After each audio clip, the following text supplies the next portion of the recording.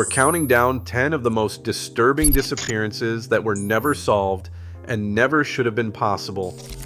From midnight phone calls that end in silence to entire planes swallowed by the ocean, each case left behind just enough evidence to torment anyone searching for answers, but never enough to find them.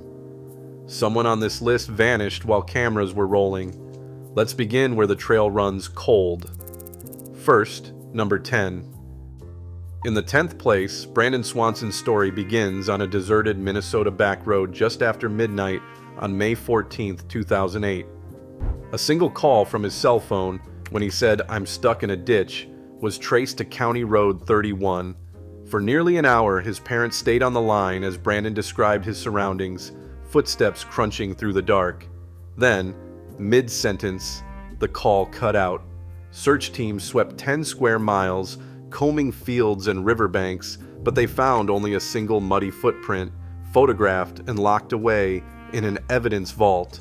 No car, no body, no answers, just a GPS ping that blinked out into silence.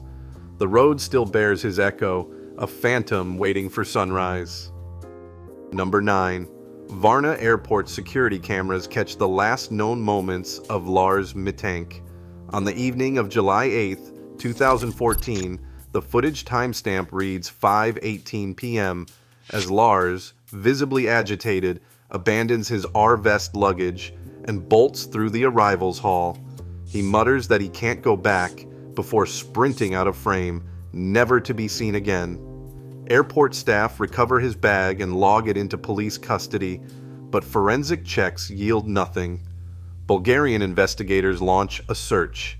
Interpol issues a yellow notice, yet no trace emerges. Even in a place wired with surveillance, Lars Mittank simply vanishes. His desperate run flickers endlessly on screens, a ghost lost between pixels and shadows. 8th place, Brian Shaffer steps into the Barley Swine in Columbus just after 2 a.m. on March 31st, 2006. Surveillance cameras capture his entrance, but not a single frame records him leaving. Police combed through 1,200 hours of footage and mapped every exit, yet Brian simply vanishes inside a building wired with cameras. His phone goes silent after a final 2:45 a.m. text. No calls, no pings, no digital trail. Interviews with patrons and staff yield nothing. Not one witness recalls seeing him depart. Theories swirl. A hidden service door, a slip into the city's underbelly, or something darker. Still, the neon lights blink on, waiting for a man who never returned. Number 7. A silver Subaru Legacy sits abandoned on a lonely stretch of Route 112, its windshield fractured and the driver's door left ajar. On February 24, 2004, Maura Murray made a final call at 9:45 p.m. Her voice was steady. She said, "I am okay, just pulled over." Minutes later, the car was found empty, its airbags deployed, and a box of wine leaking onto the snow. New Hampshire State Police cataloged every detail, including maps, the accident report, and the vehicle inventory. Search dogs traced her scent a short distance into the woods before it vanished. Volunteers combed 5 square miles of forest, but found nothing. Online sleuths have dissected every clue for years, yet the official file remains locked. Some believe Maura staged her escape, and others suspect a stranger intercepted her on that frozen roadside. The truth is still sealed inside the Subaru, and the night road still carries her whisper, a promise never fulfilled. Number 6. Christmas Eve 1945 in Fayetteville, West Virginia. The Sodder family home erupts in flames just after midnight. 5 children, Betty, Martha, Louis, Jenny, and Maurice, are never seen escaping the fire. Their parents scramble outside, only to realize the ladder is missing, the phone line is cut, and a strange car idles nearby, then vanishes into the night. Firefighters comb the ashes at dawn, but no bodies, no bones, not even a trace of clothing is found. For decades, the The family pursues every lead. A photograph mailed anonymously in 1968 claiming to show one of the missing boys grown up. Private detectives chase rumors from Kentucky to New York, but the case remains a maze of dead ends. The official files close, but the family's hope never does. The embers of that night still whisper the laughter that never returned. Number 5. A man calling himself D.B. Cooper boarded Northwest Orient Flight 305 on November 24, 1971, dressed in a dark suit and tie. He handed a note to a flight attendant, a demand for $200,000 in cash and 4 parachutes. The cockpit transcript records the tense negotiations, the plane circling Seattle as the ransom was delivered. At 10,200 feet over the Pacific Northwest, Cooper slipped on a parachute, stepped onto the rear stair, and vanished into the night. The FBI's Operation Hijack launched a manhunt spanning forests, rivers, and airfields.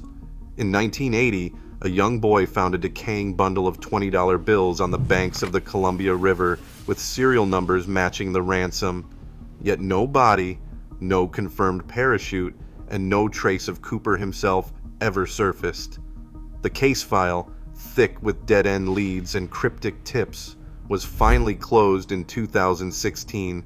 The night sky still holds a secret passenger, its mystery forever riding the wind. Number 4. The afternoon of July 30th, 1975, draws to a close outside Detroit's Machus Red Fox restaurant.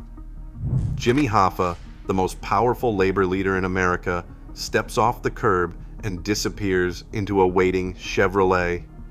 He is never seen again. The FBI launches a sprawling investigation. Grand juries convene, mob informants whisper secrets, and rumors swirl of a hit ordered by the Teamsters' underworld allies. Excavators tear up garages, stadium fields, and empty lots from Michigan to New Jersey, each dig ending with nothing but fresh dirt and disappointment. A single steel-toed boot print and a blood-stained towel become dead-end clues, while every tip leads to another false promise.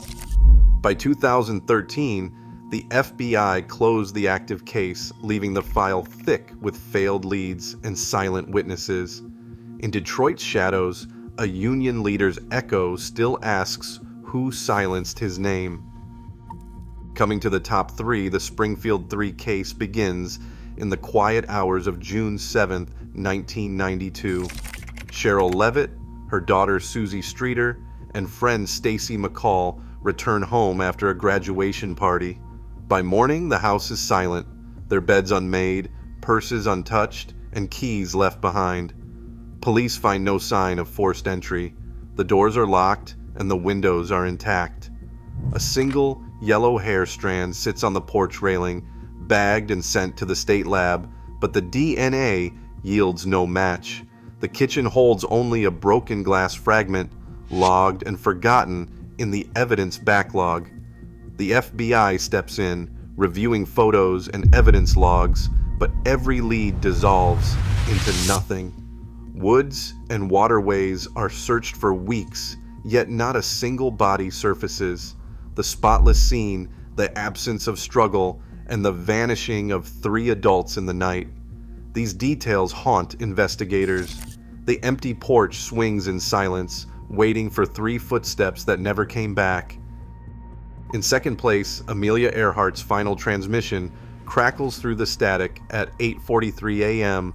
on July 2, 1937, when she reported, "We are on the line 157337, somewhere over the endless blue between Lae, New Guinea, and Howland Island."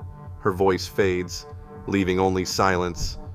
The U.S. Navy's search armada, 14 ships and 7 aircraft, scours over 2 million square miles of the Pacific, logging more than 4,000 flight hours.